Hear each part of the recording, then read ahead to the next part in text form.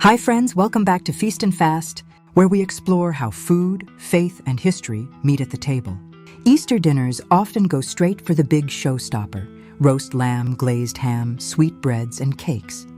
But Passover starts differently. It begins with a pause, a small plate of symbolic foods that ask you to taste both suffering and sweetness before the feast even begins. Today we're going to walk that Passover Seder plate, see how it speaks to both Lent and Easter, and then head into the kitchen to make one of its sweetest symbols, Charoset, the mortar that tastes like hope. Killing, come on in, let the love begin. Sharing our stories, our roots, our kin. In every plate there's a tale we spin. On Passover, Jewish families gather around a table that, at first, doesn't look like a feast at all. Instead, there's this plate of small bites, each one telling a piece of the Exodus story. Here's the shank bone, a reminder of the Passover lamb, the sacrifice whose blood marked the doorposts in Egypt. The egg stands for both mourning and hope, the temple that was destroyed, but also the promise of new life. Maror, the bitter herb, usually horseradish or romaine, is meant to sting. It's the taste of slavery, of bitterness that you feel in your mouth.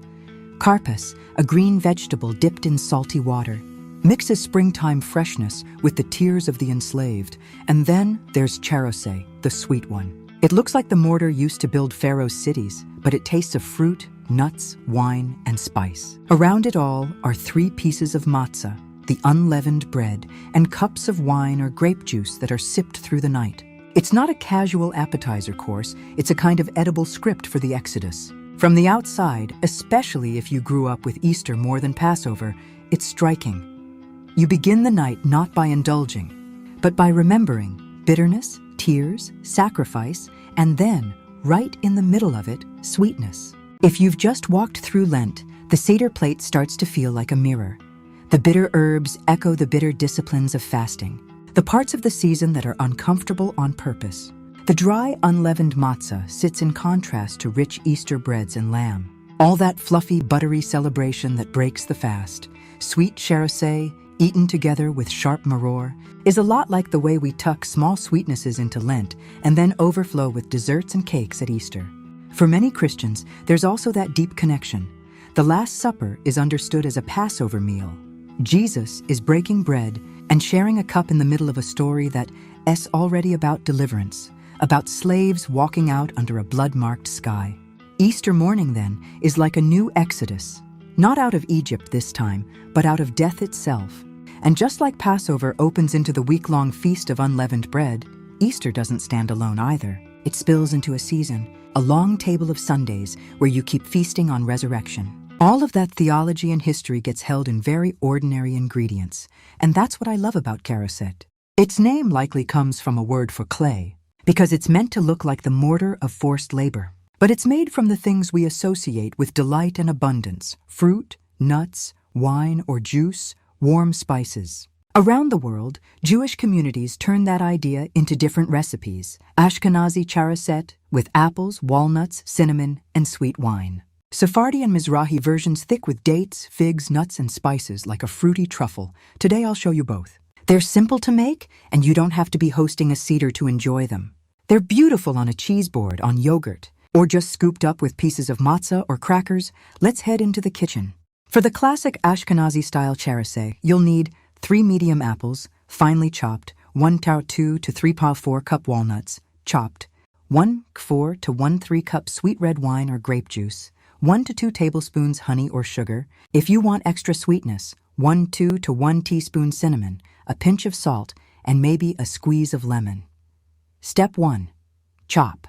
Core your apples and chop them small. You can peel them or leave the peel on for color and texture.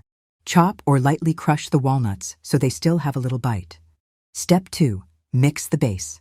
In a bowl, combine apples and walnuts. Sprinkle over the cinnamon and a pinch of salt. Step 3. Add liquid and sweeten. Pour in about 1/4 cup of sweet wine or grape juice to start. Stir and see how it looks. You'll be aiming for something between a chunky salsa and a loose paste. If you want it looser, add a bit more liquid, a tablespoon at a time. Add honey or sugar if your apples aren't very sweet. Step 4. Rest, taste, and adjust the cinnamon. Add a squeeze of lemon if you want some brightness. Then cover the bowl and let it chill at least 30 minutes so the flavors can marry. This is the Charoset a lot of North American Jews grew up with. It's familiar, crunchy, and kid-friendly. Now let's make a richer, darker, date-based Charoset inspired by Sephardi and Mizrahi traditions. You'll need 1 cup soft medjool dates, pitted, 1 2-cup raisins or chopped dried figs, 1 2-cup walnuts or almonds, 1/4 to 1/3 cup sweet red wine or grape juice, 1 to 2 teaspoons cinnamon, 1/4 teaspoon cardamom or ginger, optional. Pinch of salt, optional. A spoonful of pomegranate molasses or lemon juice for tang. Step 1, soften. If your dates or raisins are on the dry side, soak them in warm water for 10-15 minutes, then drain them well. Step 2, pulse. Add dates, raisins or figs, and nuts to a food processor. Pulse until you get a coarse paste. Add cinnamon, your extra spice if using, and that pinch of salt. Step 3, add liquid. With the processor running, drizzle in the wine or grape juice until the mixture becomes thick but spreadable. You can taste and add pomegranate molasses or lemon for tang. Step 4, shape or scoop.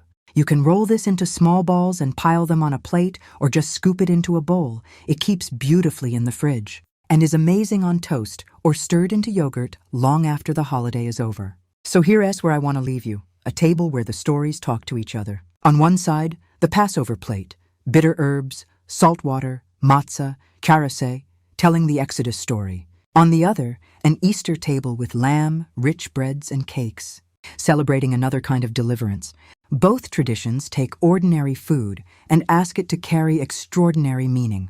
And just as Passover leads into the Feast of Unleavened Bread, a whole week of clearing out leaven and living on the plain bread of freedom, Easter leads into a season of its own, learning how to live like resurrection is true. In the next video, we're going to move fully to the Easter side of the table, lamb, breads, and the ways Christians have celebrated resurrection with food. After that, we'll circle back to the Feast of Unleavened Bread and what it might look like to clear out the leaven in a modern kitchen. If you try either version of Charoset, let me know in the comments which one your table loved more. And please share your favorite Passover traditions and recipes. For more recipes and stories, visit our website at itsnikkilyn.com. And if you found this helpful, please like, subscribe, and share it with someone planning their Passover or Easter menu this year. Killing, come on in, let the love begin. Sharing our stories, our roots, our kin. In every plate there's a tale we spin.